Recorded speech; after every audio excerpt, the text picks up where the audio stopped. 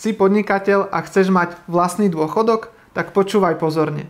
Mnoho podnikateľov sa zamestná vo svojej firme a platia extrémne vysoké odvody sami za seba s cieľom, aby mali vyšší dôchodok. Mám ale aj lepšie riešenie.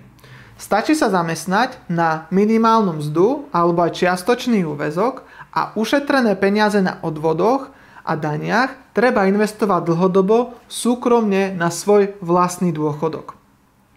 Tiež mám SROčku a riešim to rovnako. Budem mať oveľa vyšší dôchodok, ako keď by som sa zamestnal vo svojej SROčke na nejakú veľmi vysokú sumu a musel by som platiť vysoké odvody a dane. Aktuálne klienti u mňa investujú zhruba 3 milióny eur a väčšina mojich klientov práve s cieľom zabezpečiť sa na dôchodok. Ak ťa táto téma zaujíma a chceš sa pripraviť do budúcna na svoj dôchodok, tak mi napíš do komentára slovo dôchodok a ja sa ti ozvem a ukážem ti, ako to riešim pre seba alebo aj pre svojich klientov.